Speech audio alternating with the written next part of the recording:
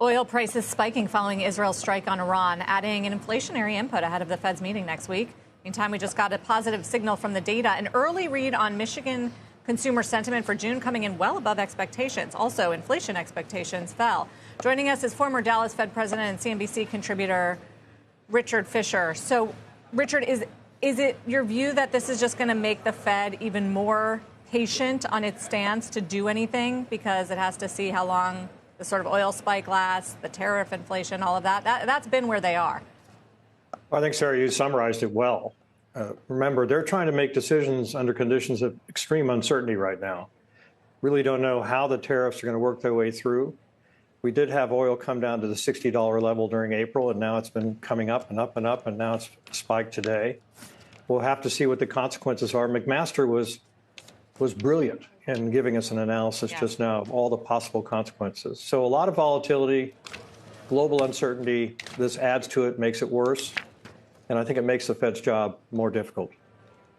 I mean, I sort of think that's why that we're seeing yields higher, this prospect of more inflation from oil, the Fed being on hold for longer and not being as eager to cut rates on the back of what's been better inflation reports. Mohamed El-Erian came on with us earlier and said, well, it's also less of a safe haven right now. What do you think is happening? Well, I think that's true. And by the way, I know the president likes to beat on Jay Powell and the Fed.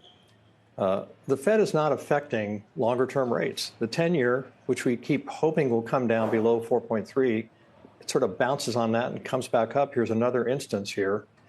So I think we all have to look at, even though we had a good 10-year auction, a good 30-year auction just now, it's just very hard for those longer-term rates to come down here, given all this uncertainty, and particularly given a lack of comfort as to where inflation is likely to go longer term. Expectations just came down, but they're still very, very high in the fives on the inflation side, on the consumer surveys. So I think we're going to be in this territory for quite some time. And by the way, these are normal interest rates historically. They could pressure higher. We'll have to see what happens on the inflation front in particular, and oil prices are leading us there. They depressed the last read on inflation, the last CPI, and also the PPI. So we're just going to have to see how this works its way through. A lot of attention lately on the so-called soft data, which is consumer sentiment and inflation expectations, because there was a big drop in sentiment after tariffs and a big spike in inflation expectations. Today's report showed the opposite. And Richard, when you break this down, it is so partisan. For instance, June, Democrats' sentiment, 40.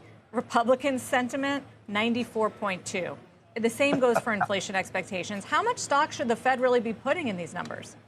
I don't think they put much in the political numbers. By the way, the Fed is the opposite of political. And everyone I know in that No, but they talk about inflation expectations. Well, Sarah, be careful of instant analysis. These are new numbers. You have to sort through them. You have to think about them. And you have to see how long they're likely to continue.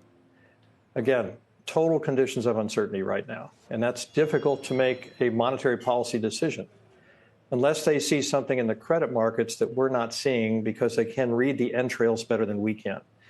But if this leads to disruption in your credit markets, then they're going to have to act. Stagflation, how big of a risk? It's a risk. I keep a picture of Paul Volcker. You can't see it behind me, but it's a big one. A note he wrote to me many, many years ago before he died. And we have to have that kind of steady hand, willing to take risk, but also to brave political pressure, which he did. And I think Powell is doing a very, very good job of that right now.